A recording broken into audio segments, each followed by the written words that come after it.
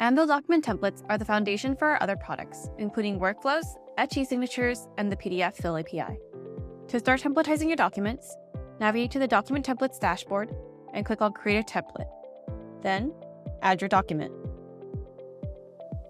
Anvil Document AI is enabled by default and can help you identify fields, even on documents without existing fillable field. It also assigns clear field labels, types, and aliases. Here's a quick preview of a template created without AI. While some things are already set up based on my PDF's existing metadata, I still have to update the field types and names for quite a few of my fields. For example, I can only pick one of these two address fields. In this case, a radio group would be better choice than a checkbox field. This field is treated as a short text field when it's better suited for a name field. Scrolling down, undefined isn't very clear, and these signature and signature date fields do not have clear names. Finally, none of these fields have been assigned field aliases.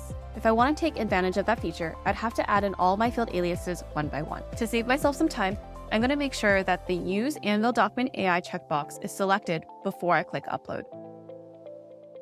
This document's already looking a lot better, and as you can see, Anvil AI found 62 document fields for me. All the field labels are much clearer, and most of my fields have already been assigned the correct field type. All of my fields have also been assigned a field alias. Since most of the work has been done for me, I just need to do some minor cleanup and my template will be ready to go. I'm going to start by fixing this address field, which is missing a part.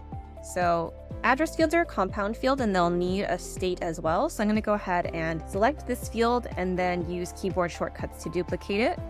Then I'm going to shrink it down to the right size, and I can go ahead and connect it. Now I'm going to go through and update any field types. For example, these two fields, I'm going to select them both by holding down Shift and clicking, are better suited for a box per line type of field. This just breaks up the input text over 2 lines. Now that they're both that type, I can go ahead and add another line, and I'll apply these as well. I'm also going to go through and clean up these radio group options so that they are simplified.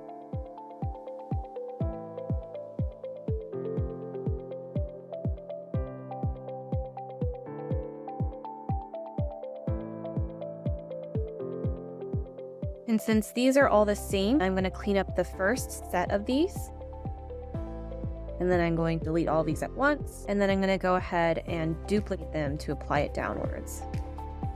Finally, I can leverage some alignment tools here.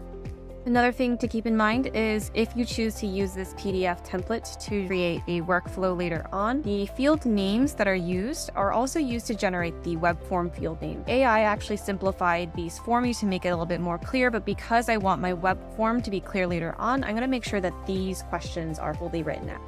Another thing to note is that if you have fields that are the same piece of information, using the same field alias and field name can help you deduplicate these fields later on, whether it's in a workflow, Etch packet, or PDF fill. Rather than renaming this entire field and reconfiguring it, the easiest thing to do would be to delete it. And instead, I'm going to copy this field, scroll back down, and I'm going to then paste it. This way, it's the exact same setup, and all I have to do is resize it to fit.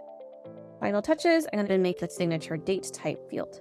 So taking a quick look at my template, it is all set up and ready to go, and it only took a few minutes. Now I'm going to go ahead and publish this so that I can use this template later on. Typically, I'd recommend adding detailed publish notes. They can help you understand at a glance what changes were made in case you ever need to revert your document template to a previous version. However, since this is my first time publishing this template, I'll just write V1. Now you're ready to create an Etch e-sign packet and collect information and signatures for one-off documents, or create a workflow to collect information and signatures for documents you use repeatedly. If you already have your data on hand, you can also fill your template over API with our PDF fill endpoint. Since I've added clear field aliases, passing data into my fields will be a breeze. I hope this tutorial has shown you how easy it is to set up document templates in Anvil.